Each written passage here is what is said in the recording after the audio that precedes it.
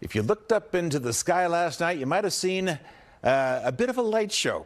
We got a lot of calls into our newsroom last night about those mysterious lights in the sky. Take a look. Some new video out of San Joaquin County. One of the many videos and the photos that we've been getting. Look at that. They were seen as far north as Sacramento. And take a look at this. This picture was taken up near Sacramento in Elk Grove. Everyone clearly stunned to see this, like a parade of lights. Here in the Bay Area, this was a site taken from Sebastopol. Tonight we're getting a better idea of exactly what those lights are all about. Joining us now with some answers is Chabot Space Center astronomer Gerald McKeegan. First of all, thanks very much for taking the time to explain this, because I think some people have some serious questions about this. Let me ask you that question. What was that? What was that? Well, what you saw was the breakup of a communications module that had been attached to the International Space Station. It was taken to the space station in 2009 by a space shuttle mission. It was attached to the exterior of the space station. In 2020, after they were no longer using it, they detached it and just let it drift in orbit. And eventually that orbit decayed and it re-entered the atmosphere over Central California last night at about 9:35 or so.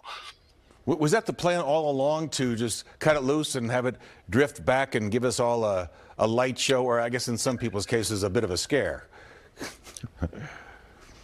Well, yeah, the plan was to let it drift back and eventually re-enter the Earth's atmosphere. The hope was that it would re-enter on the next orbit, where it would be out over the Pacific Ocean. So, most of the Earth is covered by water. So when they do these, most of the time they enter over the ocean. But this one happened to come down a little bit earlier than was expected, and it came down over Central California and put on a great light show.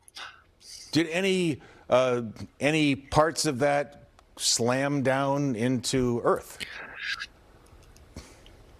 I doubt it, but it's certainly possible. But this was a relatively small module. It was a communications module attached to the Japanese laboratory on the space station, and it was only about 6 or 7 feet in size, and likely most of it broke up and burned up in the atmosphere. What you saw actually was happening 25, 30 miles up in the atmosphere as it first encountered the thin air at that altitude, and friction caused it to burn up and break apart. And you could clearly see that that's what was happening as it was coming down.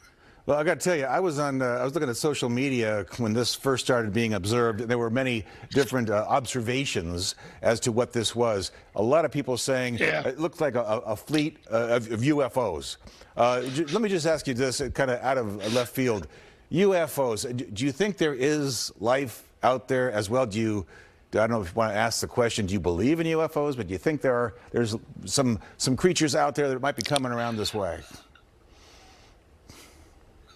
I'm almost certain there is life elsewhere in the universe. However, whether there's intelligent life capable of spaceflight to the Earth, I'm pretty doubtful that that's the case. There may be intelligent life out there, but long-range space travel between the stars is a pretty horrendous lift, and it's very doubtful that that's going to happen.